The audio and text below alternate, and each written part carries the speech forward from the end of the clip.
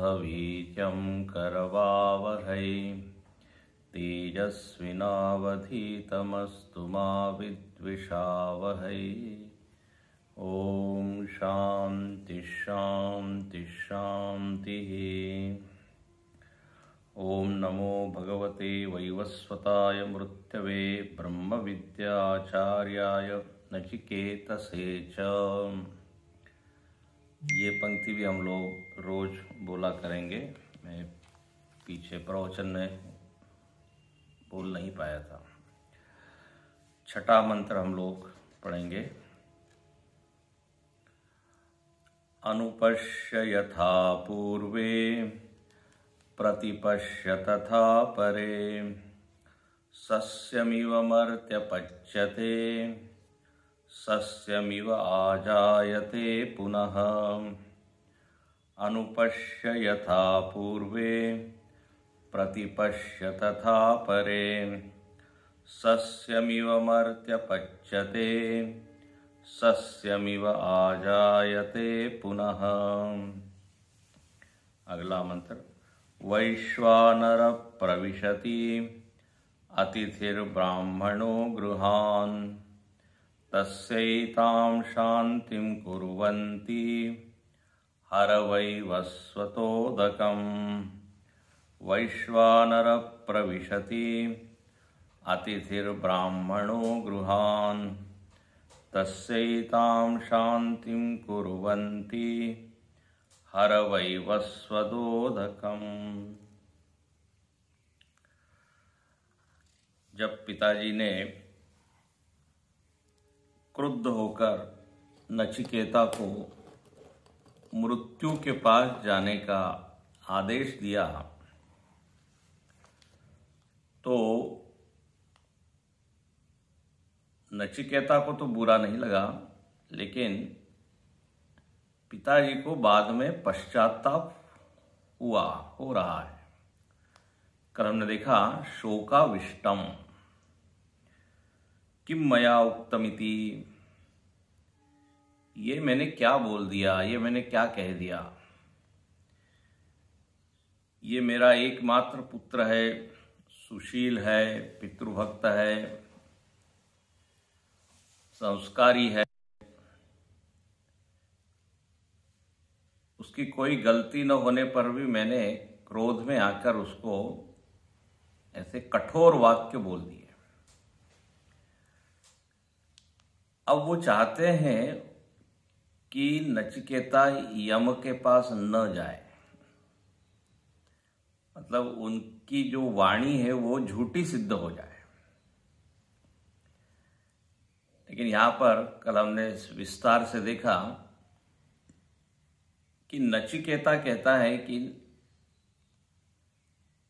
मिथ्या भाषण से किसी को लाभ हुआ नहीं है। अब वचन दिया है तो उसका पालन हम करेंगे। और उन्होंने उदाहरण दिया कि देखिए, अपने जो पिता पूर्वज लोग जो हैं उनका व्यवहार भी इस तरह से नहीं था, वो मिथ्याचारी नहीं थे। तो अनुपश्य, आप विचार कीजिए, विचारम कुरु, आलोचय। और कहते हैं कर्तव्य विज्ञान के बारे में, कर्तव्य के बारे में, धर्म के बारे में यदि संशय हो तो समाज में जो लोग हैं उनके व्यवहार को आप प्रमाण मान लीजिए, उनको आदर्श बनाइए और उन्होंने जैसा आचरण किया वैसा ही कीजिए। कल आपको तैत्तरीय श्रुति का हमने उदाहरण दिया था। कर्म विचिकित्सा वा वृत्त विचिकित्सा वा स्यात्। चिकित्सा मतलब होता है संशय, डाउट। कई बार धर्म संकट में हम लोग पड़ जाते हैं, तो बोले उस समय समाज में जो उपलब्ध ज्ञानी लोग हैं, संत लोग हैं, आप उनकी ओर देखिए कि ऐसे परिस्थिति में उन्होंने क्या किया। ये तत्र ब्राह्मणा सम्मर्षिणः युक्ता आयुक्ता अलूक्षा धर्म कामास्यु यथा ते तत्र वर्तेरन तथा तत्र वर्ते था। तो इसलिए आप भी क्या कीजिए, उनको आदर्श मान के मिथ्या आचरण छोड़ दीजिए। और यहां उसने बड़ा अच्छा कहा कि देखिए, मिथ्याचरण से आपका मरण बच जाएगा ऐसा नहीं है। मरण और जीवन तो प्रारब्ध के आधारित है, उस पर निर्भर है। जन्म मरण को आप इससे मत जोड़िए। और उसने उदाहरण दिया कि ये तो फसल की तरह हम लोग आते हैं जाते हैं। फसल और वृक्ष दोनों में फर्क है। वृक्ष का परिणाम होता है फल और फसल का परिणाम होता है अन्न। कल जैसे हम संकेत कर चुके हैं, वृश्चनात् वृक्षः, जिसकी आप डालियां काट सकते हैं, जिसके पत्ते गिर जाते हैं, लेकिन वृक्ष वैसे ही खड़ा रहता है। लेकिन यहां अपने शरीरों को यदि आप देखें तो शरीर न केवल जीर्ण शीर्ण होता है, बल्कि वो म्रियते अपि, तो आजायते पच्यते, ये आने जाने वाला है। तो आप अपने वाणी को यदि वापस ले लें तो उससे आप मरने से बच जाएंगे, ऐसा नहीं है। तो इस तरह उसने बहुत समझाया और कहा, महाजनो ये न गतस्स पंथ। महाभारत का प्रसिद्ध वाक्य युधिष्ठिर ने कहा, महाजनों, जो महान लोग हैं, वही रास्ता है। तो आप भी उसी का अनुसरण करें। और प्रेषय माम यम इति अभिप्राय, द फाइनल कंक्लूजन क्या है, निचोड़ क्या है, कि आप मुझको भेजिए। नाउ डोंट चेंज योर जो आपने इंस्ट्रक्शन दिया, जो ऑर्डर दिया, आदेश दिया। अब कहते हैं नचिकेता वहां से चलते हैं और यम के द्वार पर पहुंचे हैं। अब यहां पे एक बात बताएं, तुरंत अगले मंत्र में वो पहुंच भी गए यमराज के। यही यदि पुराण होता ना, तो पुराण में बहुत विस्तार से वर्णन होता कि वो जा रहे हैं, फिर रास्ते में ये मिला, फिर पहाड़ है, फिर नदी है, फिर फूल पत्ते हैं, जंगल है। ये पुराणों का स्टाइल होता है, पुराणों की शैली होती है, जहां पर विस्तार से एक एक दृश्य का वर्णन होता है। यहां तक कि आप यदि वाल्मीकि रामायण भी पढ़ें तो उसमें एक एक चीज का इतना विस्तार है। भगवान ने मिथिला में प्रवेश किया, अब जो मिथिला का वर्णन है, वहां की सड़कें ऐसी है, वहां के घर ऐसे हैं, वहां के महल ऐसे हैं, वहां के लोग ऐसे हैं, नारियां ऐसी है। लेकिन उपनिषद की रुचि उन सब चीजों में नहीं है, सीधे कम टू पॉइंट है ना, कम टू द पॉइंट। तो यहां पर कहते हैं पहुंच गए ये। अब इसके पर कल हम चर्चा करेंगे कि यमराज के पास सदेह कैसे पहुंचे। देखो, दो तीन ऐसे उदाहरण है, इसके ऊपर विचार करना चाहिए। अर्जुन जो है वो सदेह स्वर्ग में गए। जब 12 वर्ष का वनवास था तो अस्त्र शस्त्र की प्राप्ति के लिए वो स्वर्ग गए सदेह। एक राजा मुचकुंद की कथा आती है भागवत में। वो भी जब देवताओं को जरूरत पड़ती है तो वो देवताओं के पास जाके उनकी सहायता करते हैं। भगवान उन पर बड़े प्रसन्न है। काल यवन का मरण मुचकुंद ऋषि के देखने मात्र से हो गया था। कथा बहुत मजेदार है। तो वो भी सदेह गए। दशरथ जी भी इंद्र से मिलते हैं और इंद्र उनको अपना आधा सिंहासन देता है, ऐसा वर्णन है। तो ये एक विचारणीय विषय कि ये क्या है, कल इसको देखेंगे, लेकिन अभी तो हम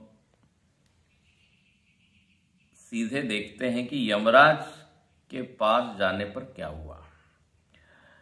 तो कहते हैं यहां भाष्यकार, स एवं उक्तः पिता आत्मनः सत्यतायै प्रेषयामास। कहते हैं पिताजी ने अपनी सत्यता की रक्षा के लिए उनको यमराज के पास भेज दिया, क्योंकि देखिए नचिकेता ने आग्रह किया कि आप अपने वचन पर अडिग रहे।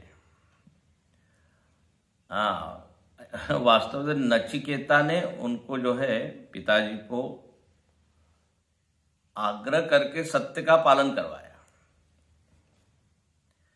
तो कहते सत्यतायै प्रेषयामास, भेजा यमराज के पास। अब हुआ ये, सच यम भवनम गत्वा, यम भवन में वहां गए, दरवाजा खटखटाया। अब दरवाजा खोला तो वहां पे यमराज तो थे नहीं, यमराज प्रवास पर गए हुए थे। सबसे ज्यादा यदि बिजी कोई भगवान है, देवता है, तो यम है। 24/7 365 डेज, एक के बाद एक जीव उनके यहां आते रहते हैं, या वो जीवों को लेने जाते हैं। मरण एक ऐसी चीज है, वो कहीं भी कभी भी आ जाती है। रास्ता हो, घर हो, बाथरूम हो, होटल हो, धर्मशाला हो, मंदिर हो, कुछ भी हो, कहीं भी वो आए। और ऐसा कोई मुहूर्त नहीं है कि ब्रह्म मुहूर्त में ही वो आती है, रात के 2 बजे भी, तो सुबह 10 बजे भी। तो यम महाराज गए हुए थे वहां। अब लोगों ने देखा ये बच्चा छोटा 6 साल का, ये यहां आ गया। वो लोग बड़े आश्चर्यचकित हो गए कि यहां पर तो लोगों को लाया जाता है जबरदस्ती से, घसीट के, जाना नहीं चाहते हैं, लेकिन ये कैसे पहुंच गया भाई खुद ही। जैसे कई बार आपने देखा होगा, छोटे बच्चे को स्कूल में जबरदस्ती पकड़ के खींच ले जाया जाता है, वो रोता है, नहीं जाएंगे नहीं जाएंगे। तो ये तो एक विलक्षण बालक है भाई, स्वयं हो के बताइए यम द्वार पे पहुंच गया है। आश्चर्य हुआ। सच यम भवनम गत्वा, अब वहां पे मालूम पड़ा यमराज है नहीं। तो तीसरो रात्रो उवास यमे प्रोषित, घर पहुंचकर वो 3 रात्रि बाहर ही रहे हो। और उस समय उवास, एक शब्द होता है ना प्रवास, मराठी में कहते हैं प्रवास मतलब यात्रा। हालांकि हिंदी में प्रवास का अर्थ अलग होता है, वास मतलब होता है रहना, मराठी में प्रवास मतलब यात्रा। तो यहां पर लिखते हैं कि 3 रात्रि वो रहे और इंतजार करते रहे। अच्छा, अब कहते हैं यमराज जी आए 3 दिन के बाद। तो क्या हुआ, प्रोष्य आगतम यमम, यमराज जी आए तो अमात्याः भार्याः व ऊचुः बोधयन्त, यमराज जी की जो पत्नी थी भार्या, या फिर यहां लिखा है अमात्य, अमात्य मतलब उनके मंत्री लोग। अब दोनों में से कोई भी हो सकते हैं, यहां पे विकल्प दिया है भाष्यकार ने, वा लिखा है, अमात्य भार्या वा, दोनों में से किसी ने तो भी ऊचुहु, ऊचु मतलब बोला, यमराज जी से कहा। ऊचु का अर्थ किया है बोधयन्तः, उनसे बात की।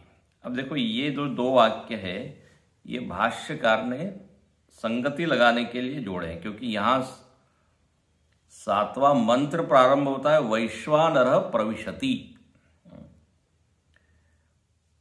तो उसके पहले क्या हुआ, तो ये भाष्यकार ने जो अभी हमने पढ़ा 2 वाक्यों में भाष्यकार के शब्द हैं, उन्होंने जोड़ा है, क्योंकि अचानक ये वैश्वानर आ रहा है, ये क्या है, इसलिए उन्होंने कहा कि नचिकेता वहां पहुंचे हैं, उन्होंने इंतजार किया है, और जब यमराज वापस आए तब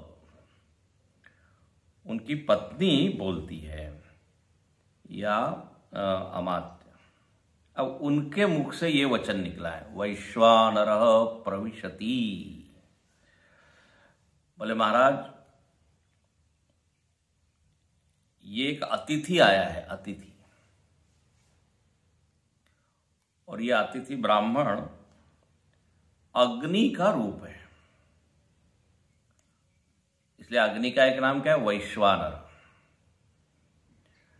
तो वैश्वानर प्रविशति अतिथि ही ब्राह्मणो गृहान, ब्राह्मण जब अतिथि बनकर आता है तो मानो कि वो अग्नि ही आ गई है, अग्नि ही प्रवेश कर रही है, ऐसा आप समझिए।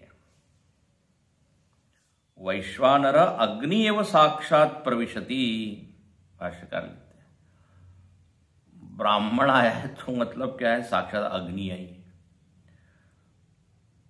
और ये कैसे अतिथि, अतिथि मतलब बिना तिथि के जो आए, व्हाट्सएप मैसेज न करते हुए आए। हाँ, आजकल अतिथि नहीं आते लोग, पहले फोन करते हैं, बिना फोन किए यदि पहुंच जाए तो लोग बोलते हैं अरे एक मैसेज तो कर दिया होता। ये एकदम अतिथि है, और अतिथि देवो भव कहा ही है। तो बोले ये ब्राह्मण है, अतिथि है, ये साक्षात अग्नि रूप है। तो अग्नि रूप है, इसका अभिप्राय ये है कि इनको आप शांत कीजिए, शांतिम कुर्वन्ति। हाँ, अग्नि को क्या करना चाहिए, जैसे अग्नि यदि लगी हो, कहीं आग लगी हो तो तुरंत हम जल लेके छिड़कते हैं, उसको शांत करते हैं। तो बोले ऐसे ही अब ये अतिथि आए हैं, इनका यदि आप सत्कार नहीं करोगे तो ये जला देंगे, अभी आगे आएगा। इसलिए ये उनकी पत्नी या मंत्री कहते शान हर वैवस्वत उदकम, भाष्य में देखिए जल ले जाओ, और क्या करो, उदकम का मतलब जल, हर, हर का मतलब आहर, ले जाइए पानी और आप उनकी शांति कीजिए। यमराज कहते हैं मैं इतने दूर से आया हूं, कुछ चाय वगैरह तो दीजिए पहले। बोले वो सब बाद में, चाय नाश्ता बाद में। मना कर दिया बताइए पत्नी ने। और यमराज जिससे पूरी दुनिया डरती है वो पत्नी से डर गए, बोले ठीक है ठीक है। उनकी आज्ञा के विरुद्ध वो जा नहीं सके।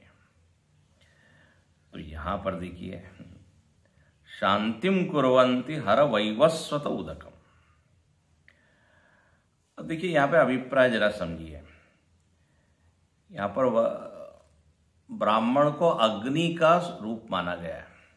देखिए अग्नि एक ऐसी चीज है जो हमारा बहुत कल्याण करती है। मनुष्य को यदि पशु से अलग करने वाली कोई चीज है तो वह है अग्नि। बहुत सारी चीजें बुद्धि इत्यादि है, अग्नि के कारण हम भोजन पका सकते हैं। पशु पक्षी तो जो कच्चा है वही खाते हैं। अग्नि एक ऐसी चीज, देखिए ऋग्वेद का जो पहला मंत्र है, जो सबसे प्राचीन ग्रंथ है इस जगत का, वो उसको माना गया है ऋग्वेद। ऋग्वेद को जो लोग अपौरुषेय नहीं मानते, लेकिन वो ये जरूर मानते हैं कि ये प्राचीनतम ग्रंथ है, तो उसका भी पहला शब्द अग्नि है। अग्नि मीळे पुरोहित। तो अग्नि का बहुत मान सम्मान है। अग्नि को देव कहा गया। पारसी धर्म में भी अग्नि की ही पूजा होती है। अग्नि पर हम भोजन पका के अपना जीवन चला सकते हैं, और यदि इस अग्नि का हमने ठीक से रख रखाव नहीं किया, अग्नि की उपेक्षा कर दी, अब उन्हें थोड़ा जल रहा है कोने में, क्या बात है, वो एक चिंगारी ही पूरे घर को भस्म कर सकती है। हाँ, देखो जो शॉर्ट सर्किट होता है तो चिंगारी जैसे ही तो निकलता है, लेकिन पूरा सामान घर सब जल जाता है। तो अग्नि उपेक्षणीय नहीं है, अग्नि तो कल्याण करने वाली है। बोले ऐसे ही ब्राह्मण है, अतिथि ब्राह्मण, तो गृहान, ये घर में प्रवेश कर रहा है यदि कोई ब्राह्मण, तो समझ लीजिए अग्नि है। मतलब आप उसको इग्नोर मत कीजिए, आप उनका सत्कार कीजिए, सम्मान कीजिए। तो वैश्वानर अग्नि एवं साक्षात प्रविशति अतिथि सन ब्राह्मण गृहान दहन निव, जला देगा जैसे अग्नि जला देती है। मतलब उससे हमारा अहित होगा, अशुभ होगा, इसलिए तस्य दाहम शमयंत अग्नि शमयंत इव अग्ने है। जैसे थोड़ी सी कहीं आग लगी तो तुरंत लोग कहते हैं अरे पानी लाओ, पानी लाओ, पानी डालो उसमें। पानी के द्वारा उसको शांत करते हैं। बोले ठीक ऐसे ही शमयंत इव अग्ने है एताम पाद्य आसन आदि दान लक्षणाम शांतिम कुर्वन्ति संत। तो बोले जो लोग इसकी महिमा जानते हैं ब्राह्मण की, अतिथि की, वो क्या करते हैं? तो बोले उसकी पाद पूजा करते हैं, उसको अर्घ्यम पाद्यम आसनम ये सब देकर प्रसन्न करते हैं, शांत करते हैं। आपने सुना होगा ना, ब्राह्मण का शाप जो है वो वज्र से भी कठोर होता है। तो इसलिए यहां लिखते हैं कि पाद्य आसन आदि, जैसे आप षोडशोपचार पूजा करते हैं, तो अर्घ्यम समर्पयामि, पाद्यम समर्पयामि। अब देखो इसका अभिप्राय क्या होता है, हाथ पैर धुलाना। अर्घ पाद्य मतलब क्या, जैसे कोई बाहर से आता है, पहले के जमाने में तो लोग पैदल यात्रा करके आते थे, तो अब उसमें मिट्टी लगी है, धूल लगी है, तो पैर जो है उसके ऊपर पानी डाला जाता है, हाथ धोया जाता है। अभी भी गांव में हम जाते हैं कई बार, तो वहां पे इस तरह की ये प्रथा दिखती है। वो बल्कि केवल थोड़ा सा पानी नहीं डालते, थोड़ा सा मसाज भी कर देते हैं गर्म पानी से, हल्का पानी। तो ये पाद्यम है, बड़ा वो संतुष्ट हो जाता है, वो थकान उसकी क्या हो जाती है, दूर हो जाती है। और देखिए सेवा एक ऐसी चीज है, सेवा से आप सामने वाले के मन को जीत सकते हैं, और जब वो प्रसन्न होता है तो उसके हृदय में आशीर्वाद निकलता है ना, कल्याण हो, चिरंजीवी भवो, दीर्घायु भवो। नहीं तो उसका मन गड़बड़ गड़बड़ करता रहता है, बताइए हम इतने दूर से आए, पानी के लिए भी नहीं पूछा है। तो उसके मन में जो सद्भाव है वो नहीं रहेगा। लेकिन पाद्य अर्घ्य इत्यादि देकर प्रसन्न कर सकते हैं।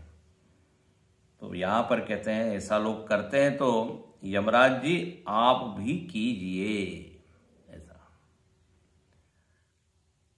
अब यमराज जी भूखे हैं, बोले आपकी भूख की हम बात में व्यवस्था करेंगे। पहले 3 रात्रि से वो यहीं पे बैठे, उन्होंने कुछ ग्रहण नहीं किया है। देखिए, नचिकेता के व्यक्तित्व के अलग अलग आयाम हैं, हम पहले दिन से बता रहे हैं। उनकी श्रद्धा, उनकी कर्मनिष्ठा, फिर बड़ों के प्रति आदर, उसके बाद तितिक्षा। यहां पर जो उनका एक नया आयाम सामने आता है वो है तितिक्षा। तितिक्षा मतलब कठिनाई को सहन करना तप बुद्धि से, अप्रतीकार पूर्वकम सहनम सर्व दुखानाम, अप्रतीकार पूर्वकम चिंता विलाप रहितम, सा तितिक्षा निगद्यते। विवेक चूड़ामणि में शंकराचार्य जी ने ऐसी परिभाषा की। तो देखो, एक होता है तप। तप में ये होता है कि आप जानबूझ के अपने को कष्ट में डालते हैं, जानबूझ के हिमालय में जाके, हाँ, आपने सारे वस्त्रों का त्याग किया और ठंड को सहन कर रहे हैं। ये क्या है? ये तप है। उपवास, हम खा सकते हैं लेकिन आप नहीं खा रहे हैं। तितिक्षा तप का ही भाई है। तितिक्षा में ये है कि आपको ऐसी परिस्थिति मिल गई, यहां कठिनाई है। अब नचिकेता ने तो नहीं सोचा था ना कि यमराज वहां नहीं मिलेंगे। तो प्राप्त कठिन परिस्थिति को हंसते हुए, बिना शिकायत किए सहन करना, उसको कहते हैं क्या? तितिक्षा। तो यहां पर उनका ये गुण प्रकट हुआ है। अब हुआ है कि यमराज जी को जब कहा गया कि आप जाइए, अब आप देखिए, यमराज इतने बड़े हैं, नचिकेता आयु में छोटा है, लेकिन अब उनके पाद प्रक्षालन के लिए वो चले हैं। हालांकि आगे चल के संबंध उल्टा होने वाला है, नचिकेता शिष्य बनने वाले हैं लेकिन अभी तक वो भाव तो आया नहीं है। हाँ, अभी यमराज की भूमिका में और ये अतिथि की भूमिका में। तो अब यमराज का अब धर्म क्या बनता है कि अतिथि की सेवा करे। जो जिस भूमिका में है उस तरह का कर्तव्य व्यक्ति को करना चाहिए। रामायण में एक चौपाई है, जस काछिय तस चाहिए नाचा। जो वेश आपने धारण किया है उसके अनुसार ही नाचना चाहिए। नाचना है, अपना काम करना चाहिए जो आपने वेश धारण किया है। अब आपने यदि भरतनाट्यम का वेश धारण किया है तो फिर कुचिपुड़ी मत कीजिए या कथक मत कीजिए, वो शोभा नहीं देगा। तो व्यवहार का हेतु क्या है? आप कर्ता क्या बने हुए हैं, मतलब पदवी क्या धारण की हुई है। कर्ता के अनुसार कर्तव्य होता है। तो यहां पर अब इनका कर्तव्य है कि वो पाद प्रक्षालन आदि से नचिकेता को संतुष्ट करे। तो यहां पर इसलिए उनको कहा कि शांतिम कुर्वन्ति संतः अतिथेर यतः, करना चाहिए, करते हैं लोग, यही कर्म करते हैं जब इस तरह से अतिथि आते हैं। तो अतः हरो, हर का अर्थ क्या किया भाष्यकार ने? आहरो, आप ले जाए, रू धातु से बनाए। हरति, संहरति, आहरति, प्रहरति, ये सब शब्द बनते हैं रू धातु से।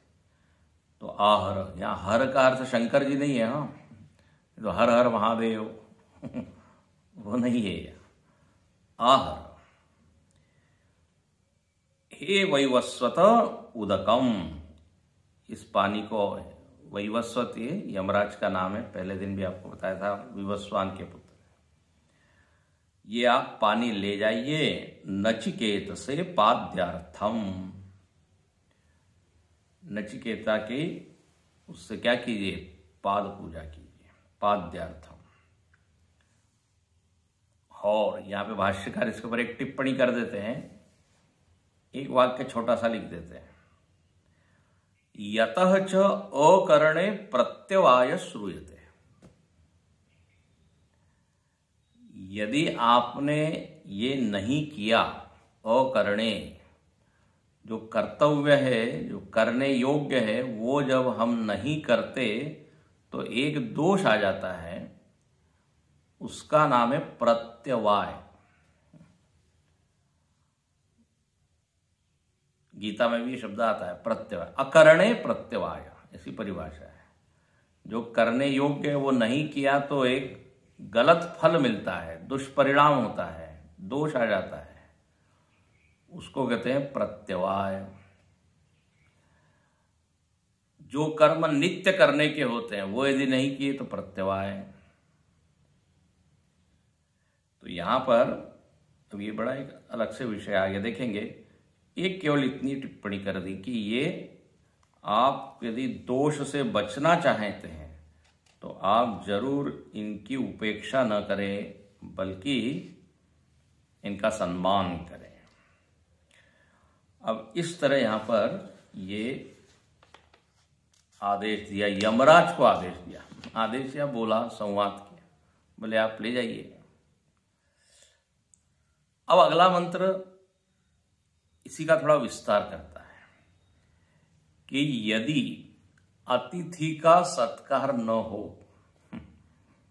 तो क्या क्या हानि हो सकती है। क्या हानि। अब यहां थोड़ा डराने वाला मंत्र है, डराने वाला। 8 चीजें नष्ट हो जाती है। अरे वाह, जैसे मुंडक में भी आपने देखा होगा, जिन लोगों ने मुंडक उपनिषद पढ़ा उसमें आया था कि आप यदि अग्निहोत्र कर रहे हैं और अग्निहोत्र के साथ अन्य चीजें यदि नहीं कर रहे हैं तो 7 पीढ़ी नष्ट हो जाती है, ऐसा आया था ना। अनाग्रहणम, अतिथि वर्जनम, अतिथि की सेवा नहीं कर रहे हैं। आग्रायण, नई जब फसल आती है तो पहले वो आप मंदिर में दीजिए, किसी ब्राह्मण पंडित को दीजिए। फिर दर्श पूर्णमास, जो अमावस्या को करने योग्य कर्म है, पूर्णिमा को करने योग्य करना है, वो यदि आपने नहीं किया, अग्निहोत्र कर रहे हैं लेकिन साथ में ये उपांग उसको कहते हैं, जो अन्य उसके साथ करने योग्य, वो यदि नहीं करें तो दोष आ जाता है। तो डराने के लिए नहीं है, बताया ये जा रहा है कि आप पूरा कर्म कीजिए तो आपको पूरा फल मिलेगा, इष्ट फल मिलेगा। डराने के लिए नहीं बल्कि प्रेरणा के लिए ये सारे मंत्र होते हैं। तो अब यहां पर कहते हैं कि यदि अतिथि का उचित सम्मान न हो तो क्या हो सकता है। तो देखिए, सुनिए। आशा प्रतीक्षे संगतम सुनृताम चेष्टा पूर्ते पुत्र पशुश्च सर्वान् एतद्वृङ्क्ते पुरुषस्यल्पमेधसः यस्य अनश्नन् वसति ब्राह्मणो गृहे। आशा प्रतीक्षे संगतं सुनृतां च इष्टापूर्ते पुत्र पशुश्च सर्वान् एतद्वृङ्क्ते पुरुषस्याल्पमेधसो यस्यानश्नन् वसति ब्राह्मणो गृहे। कहते हैं जिसके घर में ब्राह्मण अतिथि अनश्नन वसति ब्राह्मणों गृहे। अश्नन मतलब क्या होता है? खाना। जो हड़ताल पे बैठते हैं ना, भूख हड़ताल पे, उसको क्या बोलते हैं? अनशन। अशन शब्द का अर्थ है खाना, अनशन नहीं खाना, बोले अनशन पर बैठे। हालांकि पर्दे के पीछे जाके वो खा के आ जाते हैं, लेकिन बाहर तो ये दिखाते हैं हम अनशन पे बैठे। गांधी जी भी उपवास करते थे ना, अनशन, भूख हड़ताल। तो अनशनन वसति ब्राह्मणो गृहे, वो ब्राह्मण यदि किसी के घर में बिना खाए रहता है, निवास करता है, तो क्या होता है? तो यहां लिखते हैं पुरुषस्य अल्पमेधस एतद वृंगते। यहां श्रुति बहुत नाराज होती है। श्रुति कहती है ये बिल्कुल मंद बुद्धि है। इसने बताइए जो कर्तव्य है वो नहीं किया, मंद बुद्धि। भाष्यकार लिखते हैं अल्प प्रज्ञस्य अल्पमेधस, अल्पमेधस और भाष्य है अल्प प्रज्ञा। इसकी प्रज्ञा ठीक नहीं है, मतलब इसको मालूम नहीं है कि वो क्या गलती कर रहा है। अल्पमेधस का मतलब ये नहीं कि मंद बुद्धि, मतलब वो हो सकता है आईएएस आईपीएस ऑफिसर हो, बड़ा इंजीनियर डॉक्टर हो, but in this field, in this area he is अल्पमेधस। वो जानता नहीं है। बोले क्या जानता नहीं है? बोले बहुत सारी चीजें उसके जीवन में नष्ट हो जाएगी यदि उसने अतिथि का सम्मान किया नहीं तो अब यहां पर एक विचारणीय जीवन मूल्य है, वो है अतिथि सत्कार। उसका क्या महत्व है और वास्तव में अतिथि कौन है और उसका सत्कार कैसे करना चाहिए ना, ये सब चिंतनीय विषय है। दूसरा, यहां पर अब जिन चीजों का नाश बताया है वो कौन सी चीजें हैं, तो इसके ऊपर विस्तार से चर्चा होनी चाहिए। तो यहां पर लिखते हैं आशा। सबसे पहला क्या शब्द दिया है? आशा। दूसरा शब्द दिया है प्रतीक्षा। आशा, प्रतीक्षा, गिनते जाइए। तीसरा दिया है संगतम। संगत का अर्थ होता है सत्संग। यहां पे अच्छा संग का फल वो नष्ट हो जाता है, इसको देखेंगे आगे। चौथी चीज लिखी है सुनृताम। सुनृताम मतलब होता है मीठा बोलना।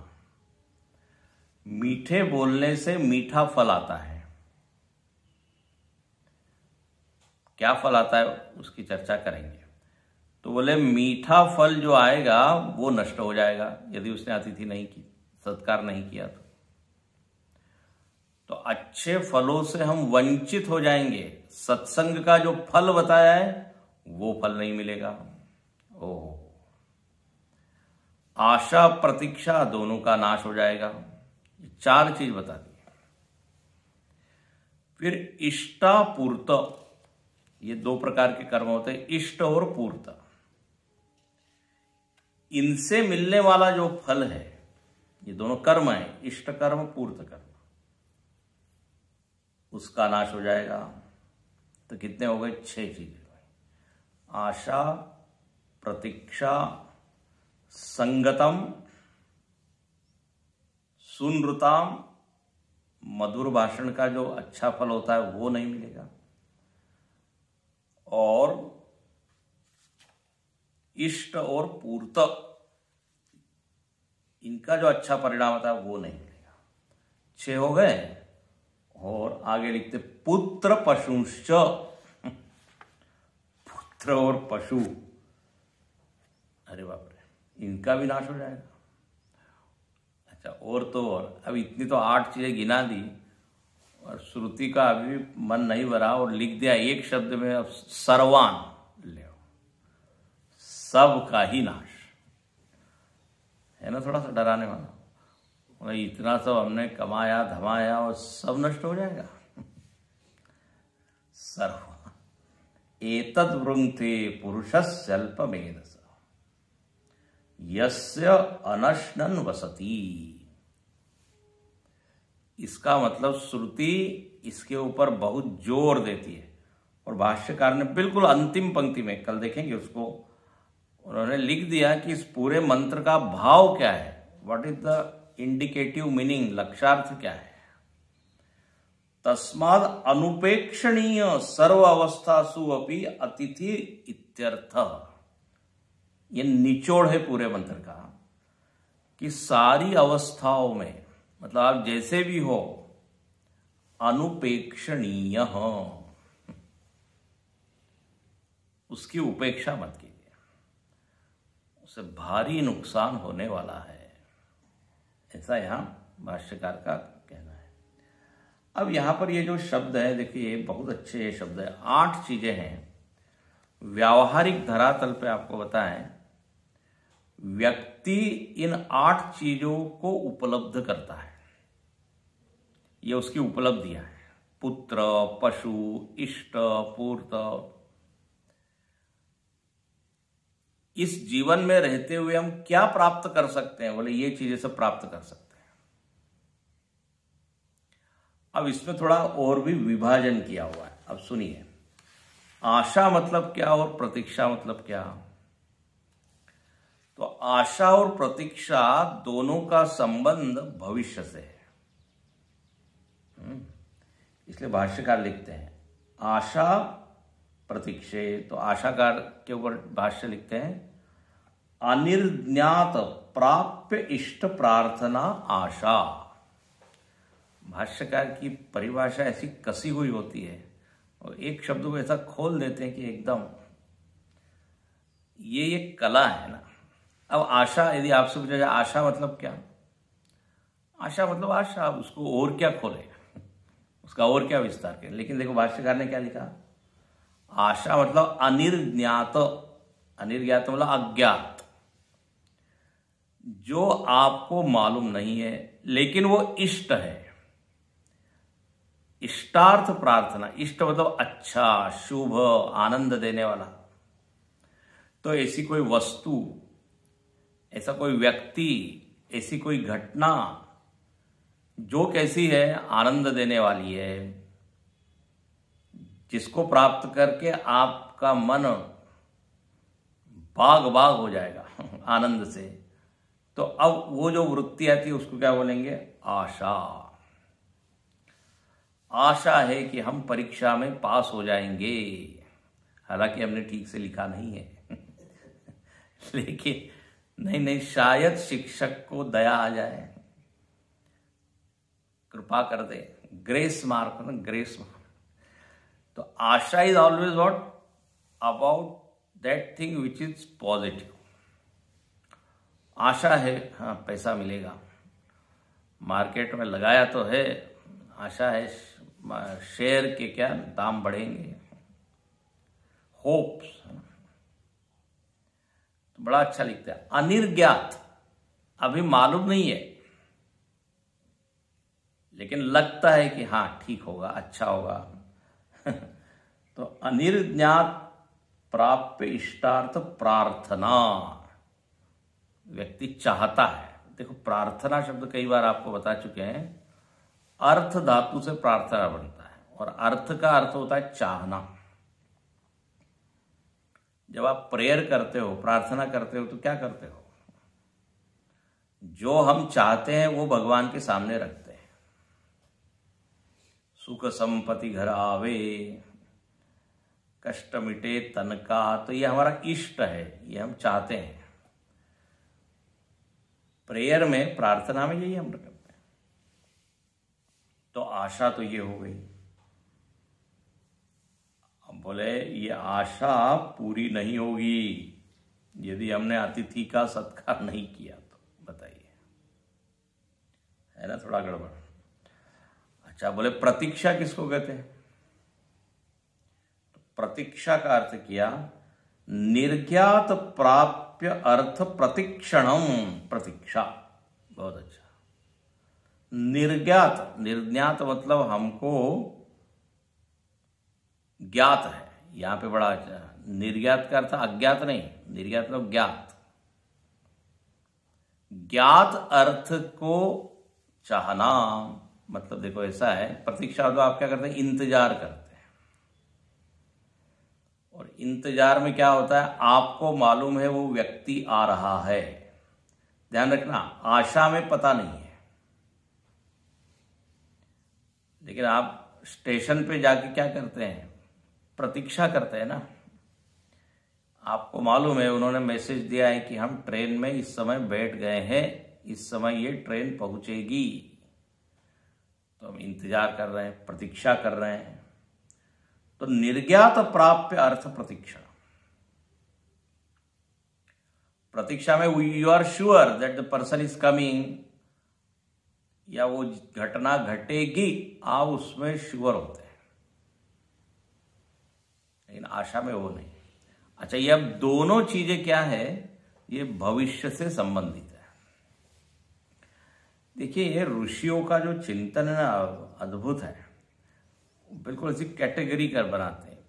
भविष्य की ये दो चीजें हैं, फिर आगे जो दो चीजें बताई जा रही है वो वर्तमान की है, और वो साधन है। वो क्या है, तो सत्संग और सुनृताम, ये आपके हाथ की चीजें हैं। देखो, तो याद दो तो हो गया, आशा और प्रतीक्षा। ते आशा प्रतीक्षा, दोनों को मिला दीजिए, तो ये जो है नष्ट हो जाएगी। फिर लिखते हैं संगतम। संगतम का अर्थ क्या किया, सत्संयोगजम फलम, अच्छे संयोग का जो फल होता है, अच्छी चीजों से आप जब मिलते हैं उसका जो एक फल होता है, अच्छे मित्र है, अच्छे क्या है, पुस्तक है, कोई अच्छे संत है, उनसे मिलने पर फल क्या होगा, अच्छा फल होता है।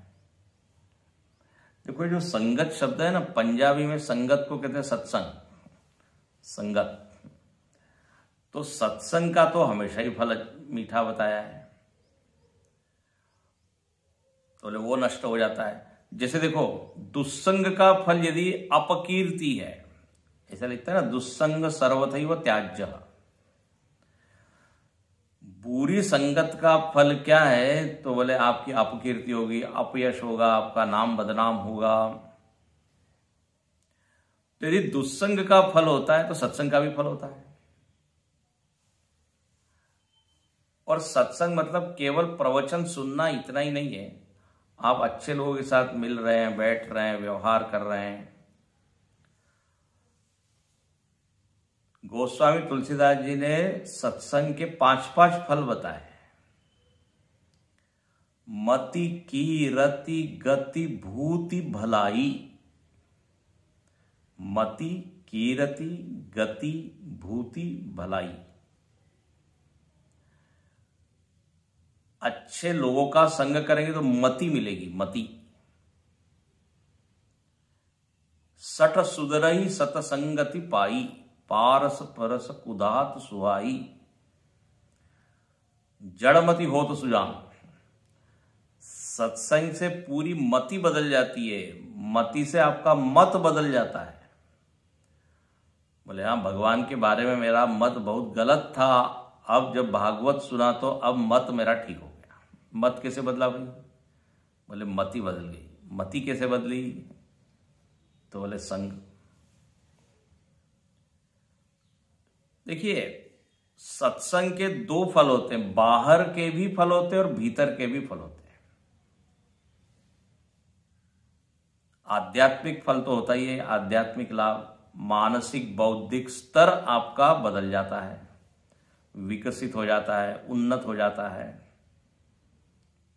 सात्विक हो जाता है, विचार करने की दिशा बदल जाती है, विचार करने का तरीका बदल जाता है। सत्संग क्या नहीं करता, भर्तृहरि जी ने बताया, किम न करोति पुंसाम सत्संगति। सत्संग से क्या नहीं ऐसे अद्भुत फल मिलते हैं। बताइए, रत्नाकर डाकू बन जाता है वाल्मीकि। जो राम बोल नहीं सकता वो रामायण लिख देता है 24,000 श्लोक। इसलिए नारद भक्ति सूत्र में लिखा है कि सत्संग दुर्लभ है और अमोघश्च। अमोघ मतलब निष्फल कभी नहीं जाता।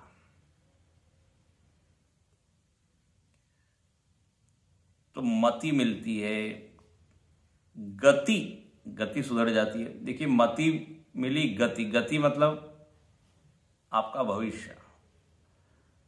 सत्संग से कर्म ठीक हो जाएंगे तो कर्म से फिर आगे की गति ठीक होगी। तो मति, गति, कीर्ति होती है, यश, सम्मान। देखो, जहां आप सत्संग में जाने लगते हैं, आपके विचार बदल जाते हैं, तो आपको भी सम्मान मिलने लगता है। फिर आपको चीफ गेस्ट बुलाया जाता है, बोले ये बड़ा सत्संग करते हैं, ये इनके पास कुछ है विचार अच्छे, ये बोल सकते हैं। तो आप ही अपने आप ही कीर्ति। यदि दुस्संग से आपको कीर्ति मिल सकती है तो सत्संग से कीर्ति क्यों नहीं मिलेगी। मति, कीरति, गति, भूति मतलब विभूति, वैभव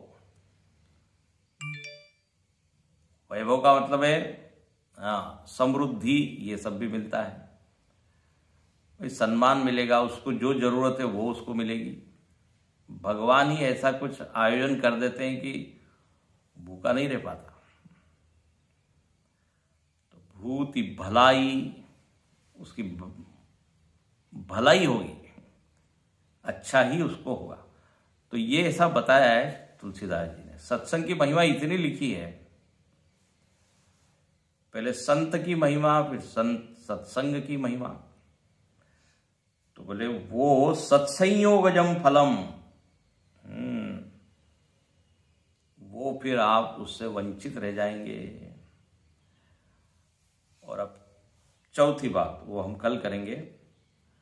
वो क्या है? सुनृताम, आशा, प्रतीक्षा, संगतम और सुनृताम का अर्थ भाष्य लिखते हैं भाष्यकार, सुनृताम च सुनृता ही प्रिया वाक निमित्तम च। सुनृता मीठे बोलने से जो फल मिलेगा, जो मिलता है, उससे वो वंचित रह जाएगा। अब मधुर भाषण से क्या फल होगा, इसके ऊपर विचार कीजिए, कल हम देखेंगे। आज यहाँ रुकते हैं। तो इस तरह इस मंत्र में अतिथि सेवा का महत्व बताया, न उपेक्षणीयम। इसलिए यमराज भी देखिए उसका पालन करते हैं।